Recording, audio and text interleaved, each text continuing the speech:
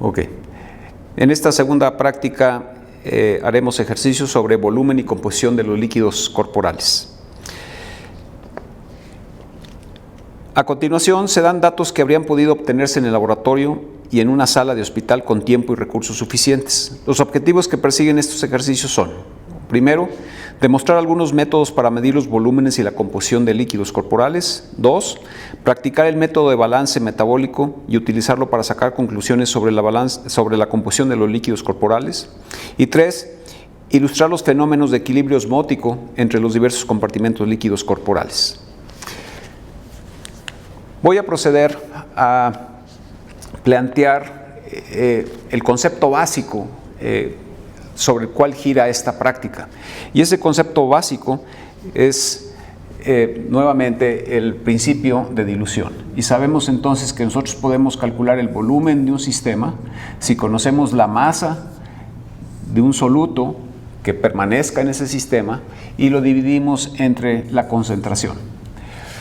Y este principio de dilución podemos aplicar también simplemente despejando la concentración. La concentración sería igual al volumen multiplicado por la masa. Y finalmente,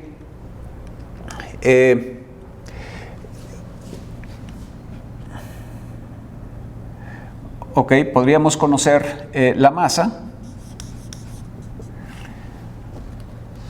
si multiplicamos el volumen por la concentración. De manera entonces que con estos tres principios básicos intentaremos resolver la práctica en su totalidad.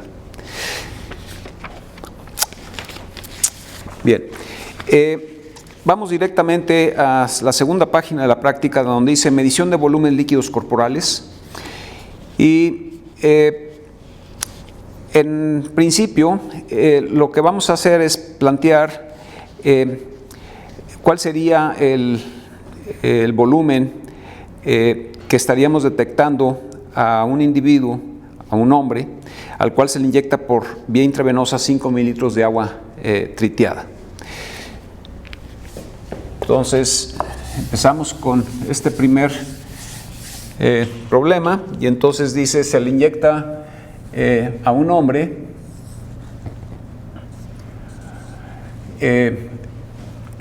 5 mililitros de agua tritiada, la cual tiene una actividad específica de 22 por 10 a la 6 desintegraciones por minuto sobre mililitro. Dice, una vez alcanzado el equilibrio, que es un aspecto muy importante siempre que hace uno medición de volúmenes o de espacios líquidos, necesita uno esperar el tiempo suficiente para que el marcador logre equilibrarse. Y esto significa que la concentración del marcador en cualquier parte de ese espacio líquido sea exactamente el mismo. Entonces el equilibrio se alcanzó aquí, en este caso, en 2 horas. Dice, la radiactividad en plasma es de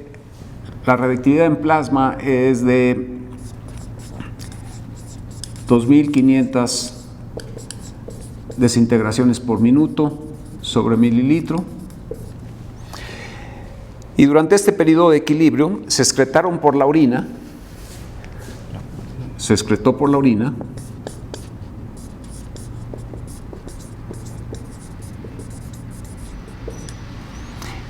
10 por 10 a las 6 desintegraciones por minuto. Muy bien.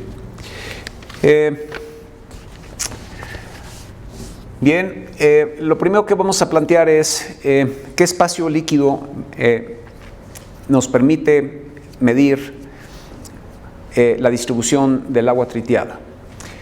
Bien, el agua tritiada en principio se va a inyectar por vía endovenosa, de suerte entonces que esta masa de agua tritiada que se inyecta difundirá libremente a través de la membrana capilar, y una vez que difunde a través del espacio extracelular, y dado que las membranas son libremente permeables al agua, entonces esta agua tritiada difundirá hacia el interior de la célula, de tal manera que esta agua tritiada va a ir a posicionarse al lugar más recóndito del sistema en donde exista agua. Este proceso de difusibilidad, en este caso, ya no es selectivo porque rebasa todas las membranas, la membrana capilar y la membrana celular, de manera entonces que el volumen de distribución del agua tritiada nos permite medir o tener una estimación del agua corporal total, ACT, agua corporal total. Bien, habrán ustedes aprendido en algún momento de su vida que los elementos radiactivos son detectados en función de sus desintegraciones por minuto. Habrán aprendido que estos materiales radiactivos se están desintegrando permanentemente y la manera de detectar esa desintegración es a través de unos equipos que se llaman detectores de radiación, que lo que miden son las desintegraciones por minuto, Dicho esto, entonces, aplicando el principio de dilución, que dice volumen es igual a la masa del soluto dividida entre la concentración del mismo, lo primero que habrá que definir es qué masa de agua tritiada le inyectamos nosotros a este sujeto. Sabemos que la actividad específica, y esto significa por cada mililitro de agua que nosotros estamos inyectando, qué actividad radiactiva tiene. Y lo que nos está diciendo es que tiene una actividad específica de 22 por 10 a la 6 desintegraciones por minuto por mililitro. Y le inyectamos 5 mililitros, de tal manera entonces que la cantidad inyectada sería 5 por 22 por 10 a la 6 dpm. Muy bien, esa sería la cantidad que se inyecta, es decir, sería 110 por 10 a las 6 dpm. Y es muy importante que sepamos cuál es la masa del indicador al momento en el que se alcanza el equilibrio, la concentración de equilibrio. Esto es fundamental para poder tener una medición precisa del espacio líquido.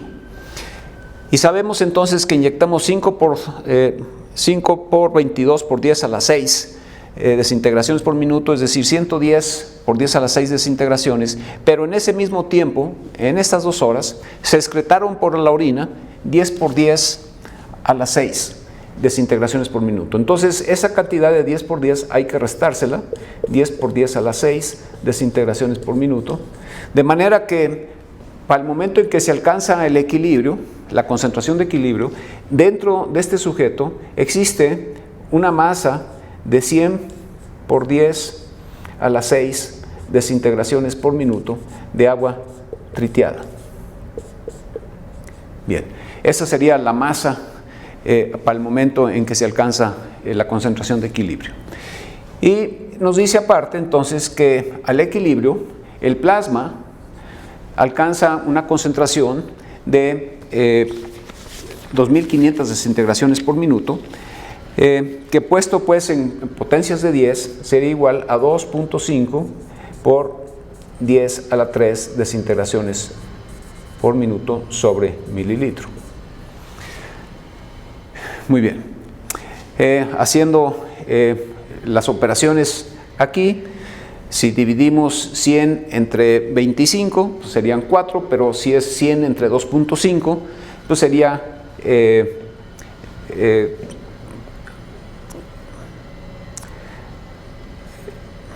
40. Y luego, esto sería por 10 a la 6, le restamos 10 a la menos 3, y entonces tendríamos 40 por 10 a la 3 desintegraciones por minuto, serían 2 a la 3 mililitros. Y esto puesto en términos absolutos serían 40.000 40,000 mililitros. De manera que, utilizando este ejemplo, podemos decir que este sujeto tiene un agua corporal de aproximadamente 40 litros. Bien. El segundo problema dice, también se inyecta albúmina marcada en el mismo sujeto,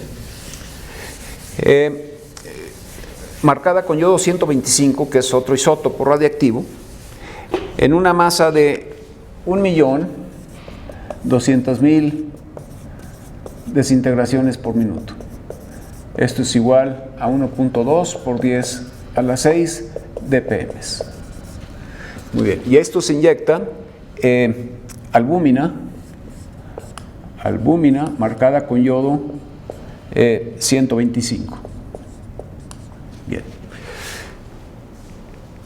En el equilibrio, lo cual se alcanza a los 30 minutos, equilibrio se alcanza a los 30 minutos, se encuentra una radiactividad en el plasma. La radiactividad en plasma es de 320 desintegraciones por minuto sobre mililitro. Muy bien. En este ejemplo ahora, lo que necesitamos es entender qué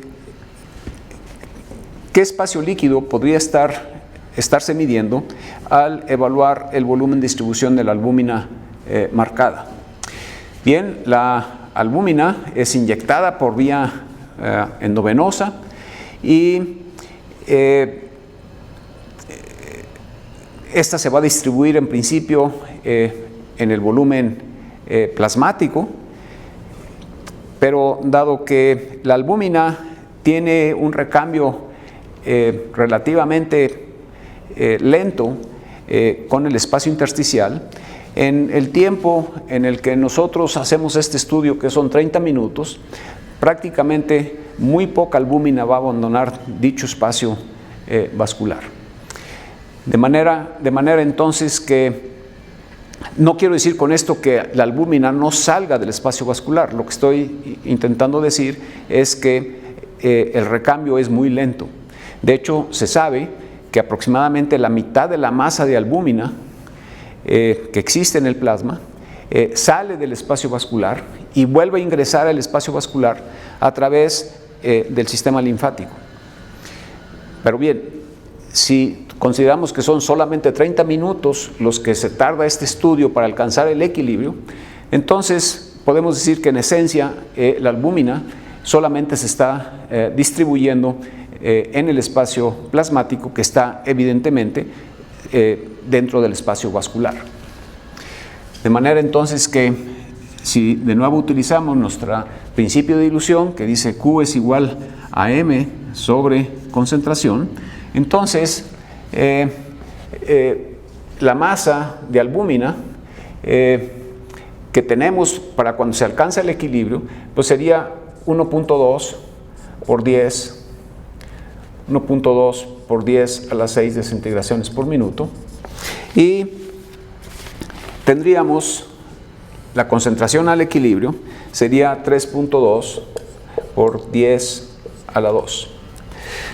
Bien, a diferencia de la circunstancia previa, aquí no estamos descontando lo que se elimina, nuevamente por la razón de que la albúmina sí se logra filtrar escasamente a nivel del glomérulo, pero en un periodo de 30 minutos realmente la cantidad que se filtra es mínima o insignificante, de suerte entonces que lo que hacemos es no descontar la cantidad que en un momento dado podría estarse perdiendo por la vía urinaria. Hecho esto, entonces el resultado sería 0.375 por 10 a la 4, y esto es igual entonces a 3.750 mililitros. Entonces, el volumen de distribución de la albúmina nos permite tener una estimación del volumen plasmático, y ese sería en este caso de 3750. Bien, entonces volumen plasmático sería 3750 mililitros. Ok. Vamos al siguiente problema. Y en el siguiente problema dice, igualmente se inyectan glóbulos rojos marcados con cromio 51, glóbulos rojos marcados con cromio 51.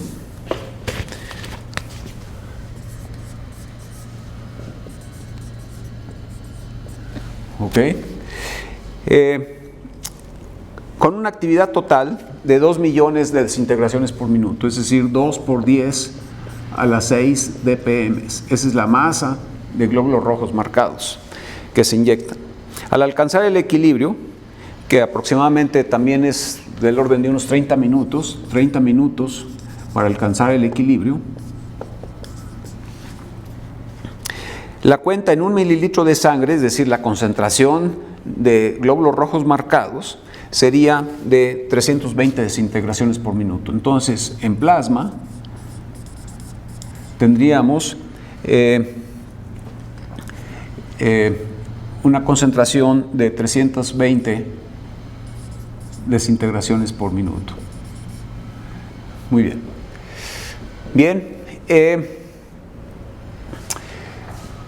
de nueva cuenta, lo primero que tenemos que plantear aquí es el volumen de distribución de glóbulos rojos marcados, qué espacio líquido nos permitiría estimar. Bien, estos glóbulos rojos, la manera como se hace, se saca una cierta cantidad de glóbulos rojos, estos se marcan, luego por un proceso muy particular se esteriliza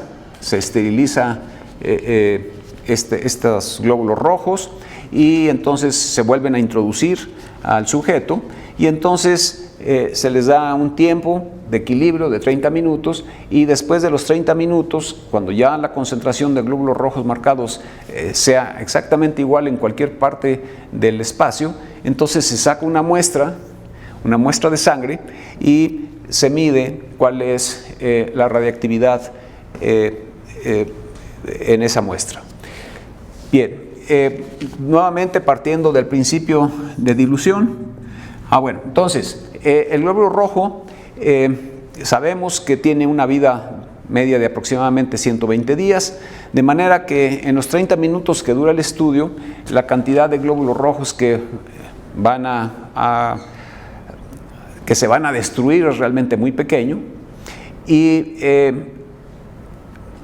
de suerte entonces que esta masa de glóbulos rojos marcado prácticamente va a mantenerse constante a través de estos 30 minutos, y en principio no necesitamos hacer ninguna otra consideración más que decir que el volumen de distribución es igual a la masa de glóbulos rojos marcados dividido entre la concentración de glóbulos rojos marcados al equilibrio. Es decir, estamos de nuevo aquí con 2 por 10 a las 6 desintegraciones por minuto, dividido entre 3.2 por 10 a la 2 desintegraciones por minuto sobre mililitro. Muy bien, se van las desintegraciones, y entonces la operación de esto nos indica que tenemos 6.250 por 10 a la 4 mililitros, y esto es igual a 6.250 mililitros, y por lo tanto el volumen sanguíneo medido con este sistema sería 6.250 mililitros. Es importante que caigan ustedes en cuenta que el glóbulo rojo se va a distribuir en principio en el volumen sanguíneo, mientras que la albúmina marcada que nos permitió medir el volumen plasmático solamente se va a distribuir en aquel espacio donde existe albúmina, que en este caso es el volumen plasmático. Esa es la razón por la que, dado que los glóbulos rojos permanecen dentro del espacio vascular, su volumen de distribución nos permite estimar el volumen sanguíneo. Finalmente, vamos a resolver el último problema, y este es un problema interesante.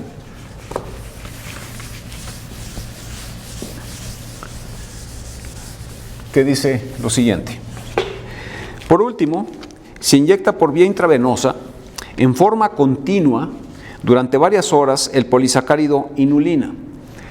Este compuesto inulina, para estas alturas del curso, ya habremos platicado algo al respecto de la inulina. La inulina es un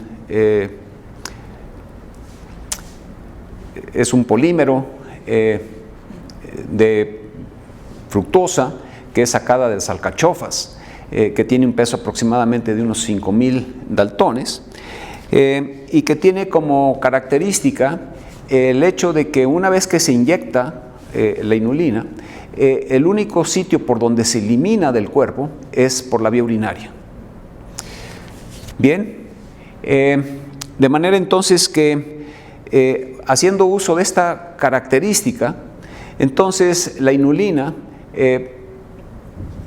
permite entonces ser utilizada para poder medir la magnitud del volumen líquido extracelular. ¿Por qué? Porque en principio la inulina es capaz de rebasar la membrana capilar y distribuirse en todo el volumen líquido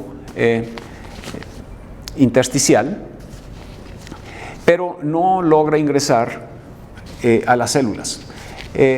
Quizás la única excepción en este sentido es la pequeña cantidad de inulina que logra rebasar la membrana hepática. De ahí en fuera, el resto de las membranas son impermeables a la inulina.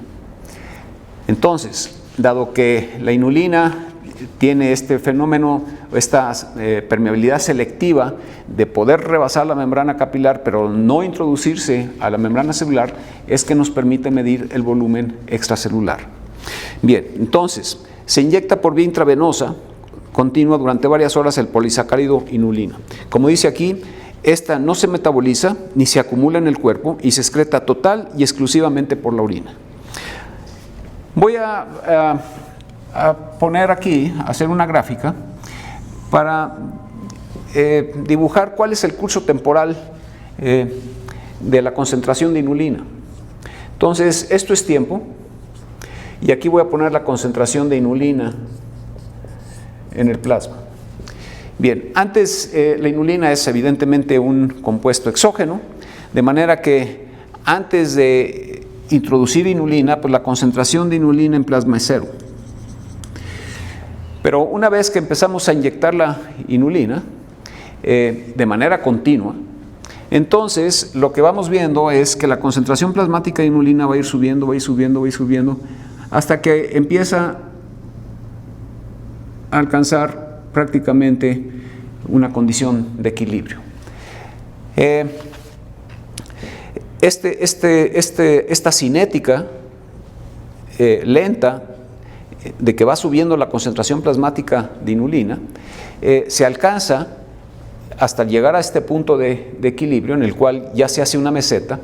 Se alcanza cuando la velocidad con la que se inyecta la inulina es la misma velocidad con la que se está excretando por la orina la inulina.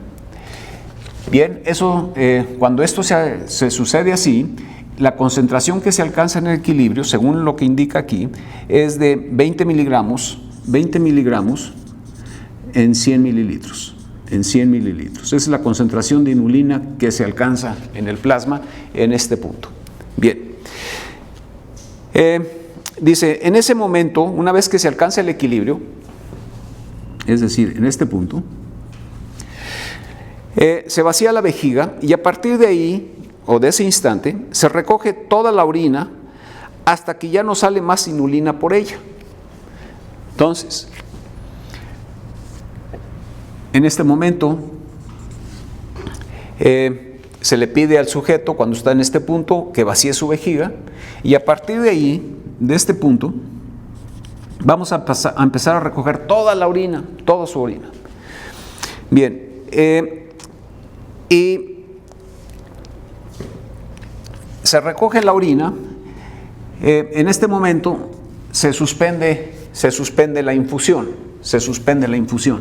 Entonces, aquí inició la infusión, aquí termina la infusión, y a partir de este momento se recoge toda la orina, y lo que vamos a observar entonces es que la concentración plasmática va a ir cayendo poco a poco, hasta que llega al punto en el que ya no se excreta más inulina. Bien, resulta que para que se obtenga esta orina hasta el punto donde ya no se excreta más orina, se necesitan aproximadamente 6 horas, por lo que dice aquí, en las que se recogen 720 mililitros de orina, y la concentración de inulina en esa orina es de 4.17 miligramos por mililitro. Muy bien.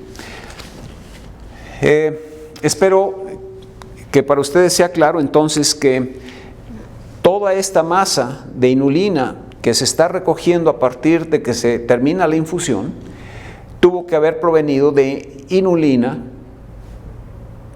que evidentemente estuvo contenida en un espacio líquido. De suerte entonces que yo puedo saber cuál es la masa de inulina que tiene el sistema, sabiendo cuánta es la masa de inulina que está siendo excretada. Así las cosas, entonces, si yo quiero estimar el volumen de distribución de la inulina, entonces volumen es igual a masa sobre concentración. Entonces, la masa de inulina que yo tuve en el cuerpo al momento en que se alcanzó el equilibrio es la misma masa de inulina que yo excreté en estas 6 horas. Y aplicando el principio de masa, que dice masa es igual a volumen por concentración, yo sé entonces que si tenía 720 mililitros de orina y la concentración de inulina era de 4.17 miligramos sobre mililitro, la masa de inulina que se excretó y por lo tanto que estuvo dentro del cuerpo fueron del orden de 3002.4 miligramos. Bien, entonces ya conocemos la masa, 3002.4 miligramos, dividido entre la concentración, que en este caso la concentración que se alcanza es, la concentración del equilibrio es de 20 miligramos por 100 mililitros. Esto es lo mismo que poner 0.2 miligramos por mililitro. De manera entonces que, haciendo aquí los cálculos, si fuera 3000 entre 2, serían 1500, pero como es entre 0.2, pues serían 15.000 mililitros, o lo que es lo mismo, 15 litros. Así entonces, el volumen líquido extracelular estimado sería de 15 litros. Bien. Ok. De esta manera entonces hemos podido medir o estimar los volúmenes, el agua corporal total, el volumen plasmático, el volumen sanguíneo y el volumen líquido extracelular. Bien. Hemos mencionado en algún momento del curso que estos son los volúmenes o los espacios líquidos que se pueden medir o estimar, y se antoja plantear cómo es que conocemos la magnitud del volumen líquido intracelular y cuál es la magnitud del volumen líquido intersticial. Bien, estos volúmenes no se pueden estimar ni medir, sino se calculan. Se calculan el volumen líquido extracelular conociendo el agua corporal total y restándole el volumen líquido extracelular. El volumen líquido intersticial, por su parte, se calcula conociendo el volumen líquido extracelular y restándole el volumen plasmático. De suerte entonces que haciendo aquí las operaciones para este sujeto serían ¿cuánto? 40 litros menos el volumen líquido celular serían 15 litros.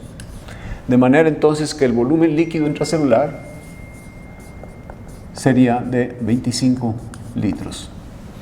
El volumen líquido intersticial, en este caso, sería 15 litros menos el volumen plasmático serían 3.750 mililitros, de manera entonces que lo que tendríamos aquí sería un volumen líquido intersticial de 11.25 litros, que sale de restarle a 15 3.750 litros. Ok. Bueno, vamos un poquito más allá, aprovechando que tenemos estos datos, para calcular cuál sería el hematocrito corporal. El hematocrito corporal. En la fisiología cardiovascular revisamos este concepto de hematocrito y dijimos que era aquella proporción del volumen sanguíneo ocupado por los glóbulos rojos. Bien, entonces yo puedo calcular el hematocrito corporal conociendo el volumen sanguíneo, y si sé que el volumen sanguíneo es 6.250 litros y esto representa el 100%, entonces, y conozco cuál es el volumen plasmático. Volumen plasmático es 3.750 litros.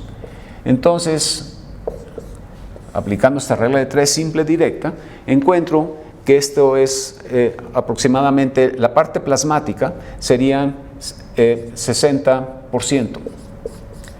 De manera entonces que el hematocrito sería 1 menos 0.60. Y esto sería entonces igual a 0.40, que multiplicado por 100 sería 40%.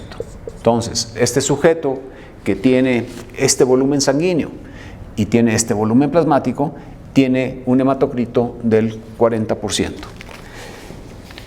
Bien. Podríamos también calcular la masa eritrocítica.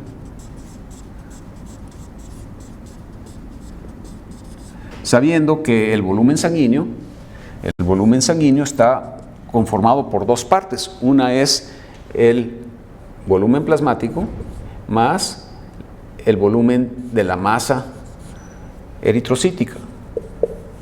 Muy bien, entonces si despejamos de aquí el volumen de la masa eritrocítica, tendríamos el volumen sanguíneo menos el volumen plasmático. Esto sería volumen sanguíneo 6.250 mililitros y el volumen plasmático 3.750 mililitros, y esto entonces nos daría que tenemos 2.5 litros de masa eritrocitaria. Ok. Con estos cálculos entonces hemos terminado esta primera parte sobre cómo se estiman o miden los espacios líquidos corporales y cómo se calcula específicamente el volumen líquido intracelular y el volumen líquido intersticial.